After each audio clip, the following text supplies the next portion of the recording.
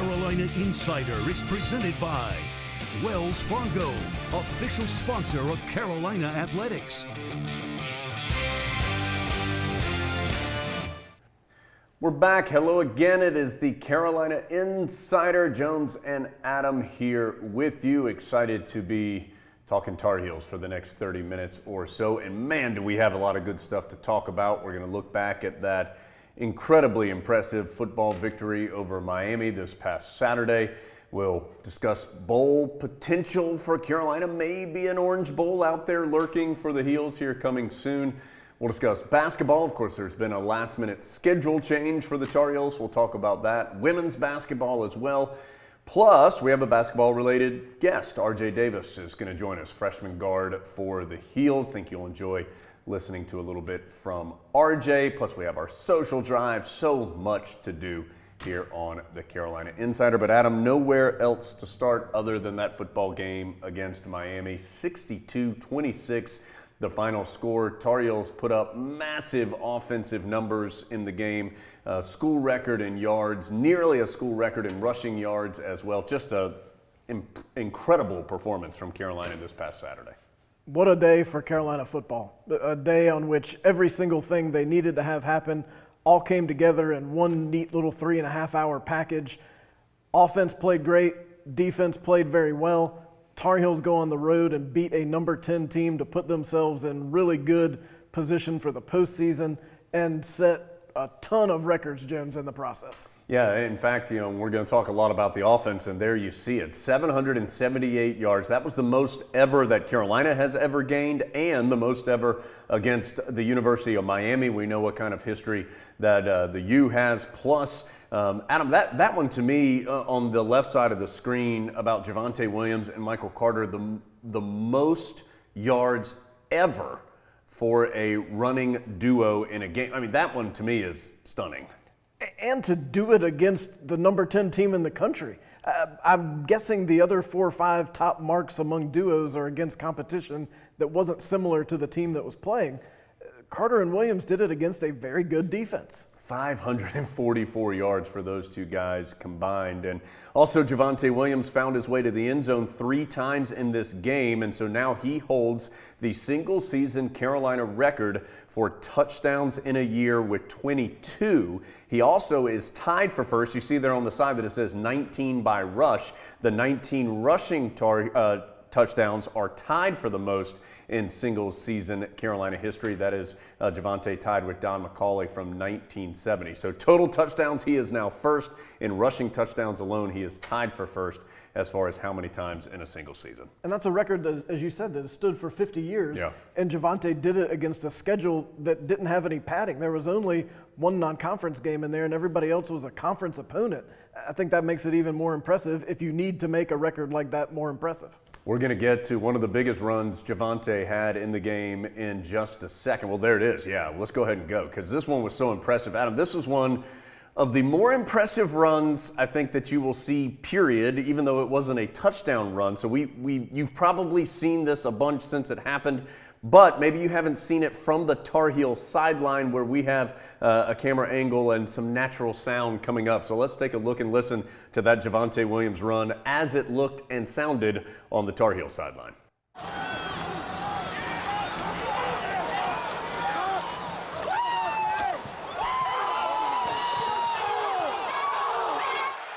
Adam, I mean, that was, what a run. I mean, everything you could ask for from a back in one play: power, speed, agility, shiftiness, just what a play. I'm really glad they got my audio on there. Yeah, that's what everybody sounded like. As Javonte runs over a defender, woo! I think that instantly goes on your single Carolina play list. Bracy Walker blocking a punt at the Peach Bowl, Gio running the punt back against NC State. I think that run is right on a list with those plays, as instantly when you see it, you know, oh, that was Javonte in the Miami game in 2020 when Carolina put a hurting on the Hurricanes. Adam, wanted to quickly mention the defensive side of the ball because we've talked a lot about offense. You mentioned defense briefly, but there were some big plays defensively for Carolina. Chaz Surratt had that 4th down stop early in the game. Tony Grimes had his first career interception. Jaquarius Conley played really well as a freshman. There were some, Jeremiah Gimmel was, as you'll see here in just a second, was honored as one of the ACC Players of the Week. So, I mean, it was a total win for Carolina. I think you needed the defense to play the way it did in order to set the tone for that game. Otherwise, you were headed for the shootout that everyone thought was going to happen on paper, with Carolina and Miami both putting up a lot of points. The Carolina defense was so good and so sure-handed with their tackling that the Miami part of that scoring just never materialized because Carolina made all the plays they needed to make. So as you would expect coming off a game like that, a lot of awards for the Tar Heels, including, I mean, look at this. Every ACC Player of the Week on the offensive side was a Tar Heel. Quarterback Sam Howell, running back Michael Carter, wide receiver De'Ami Brown, offensive lineman Joshua Izudu. There's Jeremiah Gimmel, who we mentioned, who was ACC Linebacker of the Week as well. And Adam, darn near a clean sweep of every award from the Heels. I feel just slightly bad for De'Ami Brown. Hey, 167 yards receiving. Good job, bud. Yeah. If you could have turned the 87-yard reception into maybe like 92, right, maybe we talk about you a little more. You'll just have to be content. ACC Player of the Week. Of course, the man guiding that offense from the coaching side of things is Phil Longo, and he also a great award this week, or great recognition at him, as he's now a semifinalist for the Broyles Award, which is given to college football's top assistant coach. I think Coach Longo's done about as good a job as you can do. This will be the standard bearer for Carolina offense moving forward. Yeah. 2020 Tar Heel offense, you've never seen a better one.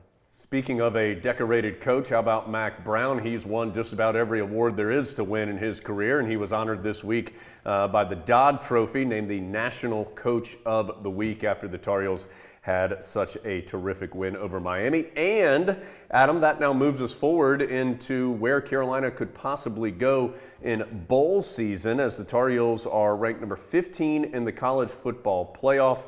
And this year a little unique, with Notre Dame and Clemson both potentially making their way into the college football playoff. That could open the door for the Heels to go to the Orange Bowl. I think the only time I've watched the ACC championship game with as much interest as this year would have been 2015 when Carolina was in it. So the Tar Heels moved ahead of Miami in the college football playoff rankings. That means if indeed Clemson could beat Notre Dame on Saturday, nothing's guaranteed, but you feel pretty good that Carolina would have the inside track to that Orange Bowl spot, which would be the first time in a major bowl since 1949. Long time. And I think the question is still open. If Notre Dame beats Clemson again, but it's close, could Clemson still stay in that quartet of playoff teams? I don't think it's out of the realm of possibility. But that being said, I'm going to have on my orange on Saturday. So, of course, the ACC championship game coming up Saturday night. Those bowls, the selection for the bowls will be announced, I think it's right around midday on Sunday. So certainly keep your eyes and ears open for that. Adam, certainly we know the present for Carolina football is very exciting, but so is the future. And we got a glimpse of that this past Wednesday with National Signing Day. Tar Heels signing one of their best classes ever. Not a huge class as far as number of players coming in. There are 18 signees, but the quality of player that the Tar Heels bringing in should be very exciting to you if you cheer for the Heels. And you've got the perfect storm here of every single time Mack Brown has talked to us or talked to anyone, he's talked about the importance of dominating the state of North Carolina in recruiting. He did it so well in Mack Brown 1.0, and he wanted to do it here in Mack Brown 2.0, and he did it. And that's even more important in a year when the talent in the state of North Carolina was about as good as it's ever been. So Carolina was not just dominating the state and getting some of the best players in the state. Those players are some of the best players in the country. So now you're in a situation here in 2020 where Tar Heel football has potentially one of their best bowl berths in this generation to go with one of the best recruiting classes they've had in this generation. It's a good spot to be in. Pretty consensus of top 12 to 15 national recruiting class for the Tar Heels. So really exciting day for sure this past Wednesday. And Coach Brown, in fact, met with the media after all the NLIs were in to discuss this signing day and signing class. We pulled just a short clip for you to hear a little bit from Coach Brown. 18 newcomers, 11 of them will come in early. There's one guy that's thinking about it. He's still playing basketball, and we'll talk about him when the time comes up here in a minute. As of right now, we're rated the number 13 class in the country. And even more important than that, the 18-member class that we've got is the second smallest class, meaning number of signees, in the top 15. We're a better football team today just because of these additions, and can't wait to get these guys in school. They'll show up January 16th, and they will start school on January 19th. And then can't wait to get them all in spring practice with the other young guys.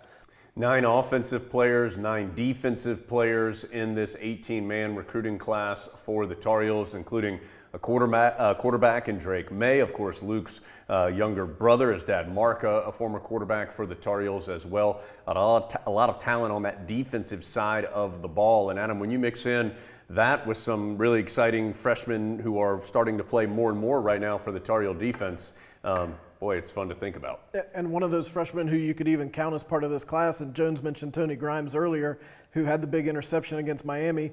If you add him into this class, of which he should technically be a part if he hadn't graduated early, that bumps him up even a couple more slots nationally in terms of recruiting class. So young players coming in, talented, able to contribute early. That's what Mac Brown's made a habit of doing throughout his career at Carolina.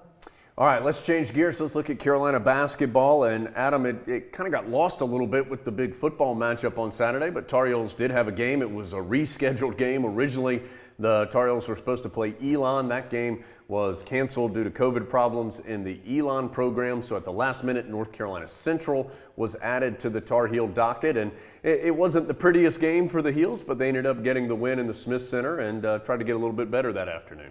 It was a win, and Carolina got to play a game, which, as we've seen, perhaps in the near future, all that matters is that you get to play the game. Armando Bacot quietly continued what's been a really good start to the season for him. He's been more consistent than he's ever been in his Carolina career. Still some issues team-wise with some turnovers, and Carolina's got to figure out a way to shoot the ball from the perimeter better to open up some space inside, because we know they got a ton of talent in the paint around the basket, but they're going to have to make some shots to keep opposing defenses from collapsing on the interior. For Bacot, it was a double-double, his second in the last 3 games. He had 19 points and 11 rebounds against Central, and what ended up being a 6-point win. Tar Heels led by 15-17 for a large majority of the second half. Central went on a big run right at the end to get it a little more uncomfortable for the Heels at the end of the ball game, but again, 73-67, Carolina gets the win. Adam, and so the Tar Heels thought that their next game was going to be against Ohio State at 4:30 on Saturday in Cleveland as part of the CBS Sports Classic, but hang tight, Adam. It's 2020. And that means the Tar Heels at the last moment found out that their opponent's going to be somebody different and somebody they know pretty well, a team they've played a bunch here in recent years. Carolina and Kentucky will now match up instead. That will be at 2 o'clock, still in Cleveland as part of the doubleheader CBS Sports Classic. But so the game time and the opponent change. So Saturday, 2 o'clock, Carolina and Kentucky now. Both these teams have pretty similar profiles, although Carolina's had more success with actually winning games here early in the season. But both teams have been good on the offensive glass. We know Carolina's good at that every year, and Kentucky usually is too. Both teams have struggled shooting the ball from the perimeter. Both teams have turned it over more than their coaches would probably like. And not coincidentally, both teams have a lot of young players in the mix. So you add that together, you're going to see two pretty similar teams. I really think this game, and honestly for a lot of this season, whatever team can handle the unpredictability of schedules changing and routines being out of whack, those are the teams that have the chance to be the most successful over the course of this season. And Carolina's going to have to do it Saturday. They're going to get ready for Kentucky on what turns into a quick turnaround. But honestly, Carolina wouldn't have worked on the opponent prior to Wednesday anyway.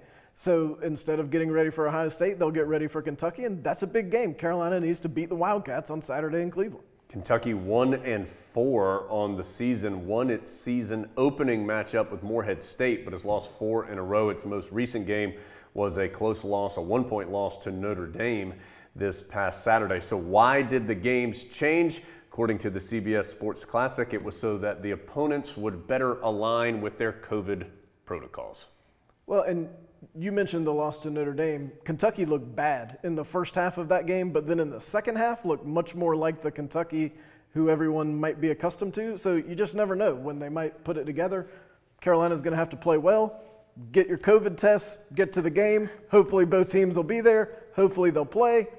Then we'll move on. 2 o'clock Saturday, Carolina and Kentucky now from up in Cleveland. Adam, before we get to our conversation with RJ Davis, wanted to mention women's basketball as well. The women, they've had some schedule challenges as well due to problems with opponents. That meant that after a very close loss on the road to Wake Forest, the Tar Heels were then supposed to play Louisville. It ended up that all of a sudden they were playing Miami instead, and that turned into a very close road loss. So certainly not the start that Carolina wanted, but at 0-2 in the ACC, both those games, though, have come down to the final possession, and as we said, on the road. And this is another case where you've got to be able to handle changes. You've got to be able to handle your routine getting out of whack. You might be getting on a plane 6 hours from now to go play a team you thought you weren't going to play till February. That's just how the season's going to go. Courtney Banghart's got a young team. The freshmen and the youngsters have played pretty well so far. Tar Heels got to get some better play from the upperclassmen as they proceed through the ACC schedule. Next Scheduled matchup for the Tar Heels is tonight, 8 o'clock in Chapel Hill against Syracuse, and that game is available on the ACC network. All right, let's get to our conversation. Had a chance, Adam, to talk about youngsters over there in his sweater vest. Sounds like Grandpa. And Grandpa Adam and I had a chance to talk with RJ Davis recently, of course, one of those two freshman guards starting for Carolina. I think you'll enjoy this. RJ, a fun young guy for the Heels. We'll get to that. Come back. We've got our social drive coming up after that here on the Carolina Insider. So, RJ, thanks a lot for giving us some time today. I can't imagine you ever dreamed your first year of college basketball would be the way it's been. What have these last few weeks been like? Well, first I want to say thanks for having me. Second of all, it's been it's a different scenario, different scenery, especially for my first year playing college basketball, obviously with no fans. It's basically an empty gym, just you and your opponent going at it. But at the end of the day, I think it's still basketball. You're still competing to win that game. So you have to bring your own energy. So, RJ, what is it like? I think one of the real unique things about the beginning part of the season is how active the benches are. Like, the guys not on the court and just how loud they are and how involved they.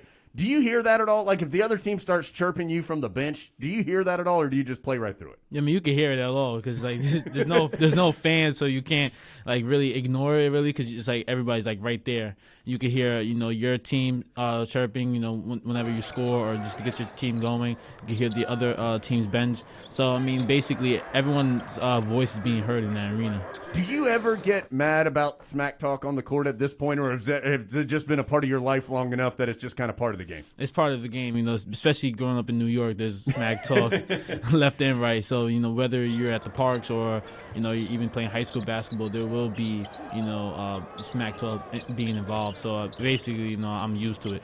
Who's the best junk talker you've ever played against? Oh man, well, that's a good question.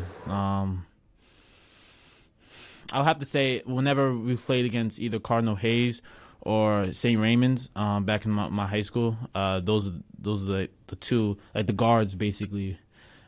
Just the team overall, probably the best, junk talkers. Do you talk junk, or are you a quiet guy on the court? Well, it's hard, For me, I'm I'm like a silent assassin, so I really won't talk too much unless you really get me going. Oh, that's how it gets. You got to get under your skin a little bit. Yeah, you really got to get on my skin. Or if it's like a rivalry game where I feed off the energy. But usually I won't really say too much. I just let my game do the talking. So people are still getting to know RJ a little bit. Tell us how basketball became your thing. When did you realize, hey, I'm pretty good at this? I would say around second, third grade, that's when I really started playing, competitively basketball. Started playing with New York Gauchos around that time. So I remember we went down to Florida for the Nationals, and that's when, things, for me, it felt like I could do something with basketball. And ever since then, I gained that confidence where I could just, go out and hoop against anyone. So your dad played college basketball too, right? Yes, sir. So did you grew up around the game a little bit? I'm assuming. I assume that he kind of introduced you to it, or is that not correct? That is correct. It took a while for him to introduce it to me at first. I was usually just growing up. I used to play a bunch of sports. Sure. So he didn't really let me focus on basketball just yet. It was more so getting the feel for all other sports I played, like t-ball growing up, soccer, football, lacrosse, and then basketball. I think became more so my main sport, middle school. So from elementary school to middle school, I've been playing all the sports. Jones and I have talked about some this year how the Tar Heels play a game and you don't really realize RJ's out there scoring, and then you look at the box score and yep, RJ's got his 12 or 14 again. Have you always been able to put the ball in the basket? Yeah, especially at my size, I felt like, I've always had the ability to score, at all levels. I think that's something part of my game that I'm most proud of, just for my ability, especially at my size, just to get the ball in the hoop. And not also just get the ball in the hoop, but also, bring energy on both ends of the court and get my teammates involved.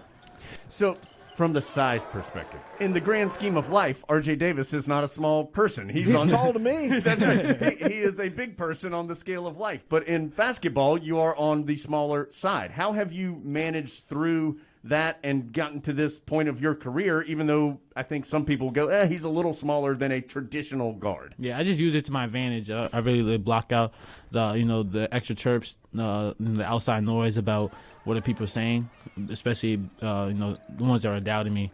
I just use my height as an advantage, with my quickness, with my ability to get around defenders, with my ability to be a pest on defense. I'm really I'm happy with my height. I feel like it's been working ever, since I gone so far from here, from high school. Now I'm at North Carolina. A kid could dream to play here. So I just use that as my advantage, and I don't really let the outside noise get into my head because, what do they know? When you have to defend a bigger guy, what's the key to doing that well? Try to maintain them, contain.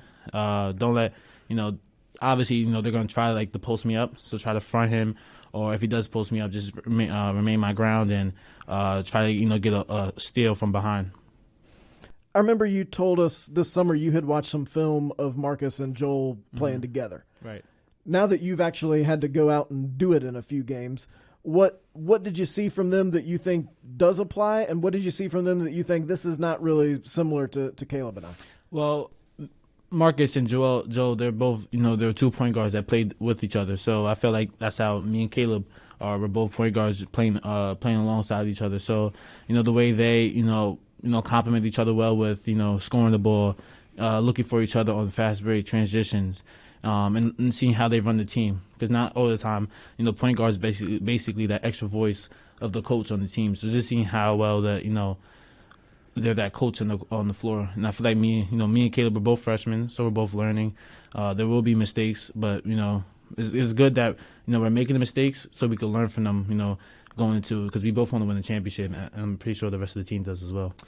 So, RJ, as we are talking to RJ, Carolina's 6 games in to the regular season. Just how's it going? How has it been just from the straight basketball side of things? How do you feel like it's going? I feel like it's going pretty well. I think I'm doing a pretty good job so far as far as my freshman year. Obviously, there's a lot of things to be I'm learning. So it's so fast all at once. But I'm receiving all advice from my coaching staff to my players on the floor. So I'm just really taking it all in and just learning each day and every day and just trying to get better. Has it been? What's the most challenging? Is it the speed of the game that's the most challenging? Is it just the amount of information that you're trying to take in from Coach Williams and the team at this point that's the most challenging? What's been the hardest for you? The speed of the game is definitely a lot. The pace of the game is a lot faster than high school ball. I could say that. And it's just from retaining all this information all at once. For me to playing the 1 and the 2, so I have to learn both spots. I think that's it. It's been. I'm definitely got a hang of it now. I think at the start of it, I was a little confused of where to go, how to set it up. But with the help of Coach Williams and the rest of the coaching staff, they did a good job of, giving me information of how to play the 1 and the 2. Appreciate RJ's time in our interviews as they are every week here on the show, brought to you by Coca-Cola, which tastes better together and is a proud partner of Carolina Athletics. Adam. Yes. We have a giant box now on the table. Do you know where this box is from? I believe it's from Dewey's Bakery. Dewey's Bakery in Winston-Salem. And if you're looking for a holiday gift idea, Dewey's has a lot of delicious baked goods. They've been a North Carolina holiday tradition since 1930. Adam, let's open up the box. You can visit deweys.com, and order gift boxes full of, let's see here, Moravian cookie thins. Right. We've got those. Yep. Moravian sugar cake. We don't have a full cake in here. Cheese straws. They are a classic Southern treat. I'm going to have one of those right now. Okay. It's the perfect way to send warm holiday wishes to the ones you love. It is Deweys.com, DEWEYS.com. Adam, you going to have a sugar cookie? I'm going to have Our a sugar producer, cookie. Paul, wants one of these oatmeal. Yeah. What are these? Oatmeal cream? They're oatmeal cream pies, Jones. If the for show you, Paul, is good, coming that's shortly. going to Paul. Yeah. If we have no more mess ups here on the show, Paul's getting a oatmeal sugar cookie. So again, it's Deweys.com. Don't mind us. We're just going to have a sugar cookie and a cheese straw here. DEWEYS.com. And Adam, we actually received an email from a pod watcher and listener about Dewey's and how much they love it. Well, no surprise. Pod listener Michael Gaskins mentioned that Dewey's is a big part of his family's Christmas every single year. You see there, part of the young members of the Gaskins clan. Look, they've got a whole bag full of stuff. Yeah, look, he's holding up one of the oatmeal cookies. That's actually young Paul. He had shaved in that shot, but then he was able to get the oatmeal cream pie. He obviously had a good show that day. So Dewey's, big part of North Carolina Christmas for years and years, been part of our family's Christmas. You got to have your sugar bread every single Christmas day. And now I'll also want to have a sugar cookie. So I'm finishing up my cheese straw as we move on. All right, let's get to the social drive. And yeah, you better drive us out. Don't eat and drive now. Be Don't careful. do that. That's troublesome. All right, Adam, pretty cool moment earlier this week involving Taylor McDaniels from the Carolina Women's Lacrosse Program. She was a December graduate, and whoa, she got some big-time news when she was making an appearance on the ACC network. Let's take a listen. We're happy to tell you right now that you are officially the grand prize winner. So on top of that $2,500, you have won another $20,000 for that scholarship. So congratulations to you. What does it mean to you to be the one that's selected for that grand prize of $20,000? Wow, that's all I've got to say is wow. And I did not know this or anything, so I'm very shell-shocked and very, very, very thankful for this opportunity, because that right there took a lot off of, stress of having to pay for, my master's program. As you saw there, she wins the scholarship for teachers as part with the college football playoff with the ACC with Dr. Pepper, and Taylor going on to get her master's in special education. And what an awesome moment. Taylor, right there, live, found out that she had just won a $20,000 scholarship. That was a cool moment. I like that on the ACC network. And it reminds you, after you finish cheering for the Tar Heels on the field, they're going on to do important stuff and real world problems of paying for graduate school. Taylor's got it taken care of right there. That was cool. I like that. Someone who maybe doesn't have many problems paying for school or anything at this point in his life is Michael Jordan. And Adam, we found via social media, this was actually a tweet from former Tar Heel player and former head coach Matt Doherty. Look at this. It's just randomly Michael Jordan in a UNC Asheville sweatshirt dunking at the Deke House in Chapel Hill. So many questions about, you could write an entire oral history of just this picture. There's like a DeLorean or something in the background. There's the guy who's amazed in his Marty McFly jacket. There's Michael Jordan, for some reason, wearing his UNC Asheville sweatshirt. Matt Doherty later tweeted, follow-up to this tweet, that after this dunk, Michael Jordan then played 1-on-4 against 4 Dekes. Not Demon Deacons, members of the fraternity. And Matt Doherty said that Michael Jordan got the win. Yeah, well, no surprise there. Also, no surprise, Adam, that former Tar Heel and, of course, longtime NBA coach George Karl is on the cutting edge of fashion, or at least at one point was. What's going on here? He's wearing a belt, and it appears to be a functional belt. I don't think that's just for show. Coach Karl says that belt buckles may need a comeback. That's a very good-looking shot of youthful George Karl. And if Carolina's going to do throwbacks again, Jones, I think maybe you throw it back to the belt. Adam, I trust your knowledge as a historian for Carolina basketball. Did you know they ever? I've never seen that uniform before with the belt. I've seen the belt. I don't think I realized it was functional. I thought it was. People just thought, you know what, make this basketball uniform look better? Instead of suspenders, what if we put a belt on there? No unitard here. It's just a belt. In that shot, though, it looks like a functional belt. Yeah. All right, speaking of functional, Mitch Trubisky was functional and beyond this past weekend for the Chicago Bears. What a day for Mitch, and of course it has been an up and down season for Mitch in Chicago, but got the start against the Texans. You see there, 57% winning percentage as a starter, and had a couple of really nice plays, including a touchdown pass there near the end of the first half. Out for the Bears. Demetrius Harris up top left, and they got the touchdown. That's caught by Robinson. 3-yard touchdown reception. Third touchdown pass in the first half by Trubisky. And a lone fan enjoying it here at Empty Soldier Field. So, Adam, it has not been an easy go, certainly day in and day out for Mitch Trubisky, but good to see him have some success, and the Bears got a pretty dominating win over Houston. I really like the picture of Mitch Trubisky in that tweet about his winning percentage. It's as though they told him, all right, we're going to put this tweet up. We need a picture of what you would look like when you saw this tweet. That's right. And that's what he did. How do you feel about the Bears' throwback uniforms? I don't mind the Bears. I like it better than the belt buckle for the Tar Heels, if that's what you're asking. I think that's probably right. The Bears, by the way, they are in that mythical In the Hunt graphic in the playoff picture, so they're still in it. Adam, we're going to close things up, as we normally do, by heading to Canada, because the pod is not just national, it is international. Adam, you're going to have to explain this story to us just a little bit. The pod spans the globe, and this is at a classroom in Canada. Pod listener and viewer Eric Vrieken, a teacher in Canada, his class was having a virtual guest who was a fan of Duke University. So teacher Eric sabotaged that guest by handing out Carolina gear to his class. As you can see here, Tar Heels own the Great White North, including that young gentleman in the back whose sweatshirt is just slightly too big. Yeah. And so they greeted the virtual guest who was a Duke fan, all wearing Carolina gear. So great to see Eric spreading the word to, as he mentioned, a lot of his students know more about hockey than basketball, but they're learning, and that's what's important. That's right, taking baby steps to becoming Tar Heels, and we're Tar Heel fans. Great to see that. Appreciate the cool picture, Eric, and thanks for watching and listening as well. Okay, we're going to be off for the next couple of weeks here on the video pod due to the holidays coming up, so the next 2 weeks, no show. But Adam's going to recharge those batteries and be ready to go at the beginning of 2021, and we'll take you through the spring here on the Carolina Insider as well. Thanks so much for joining us. We'll see you in a couple of weeks. Have a Merry Christmas, a great holiday season. We'll see you soon here on the Carolina Insider. See you later, Big Grit.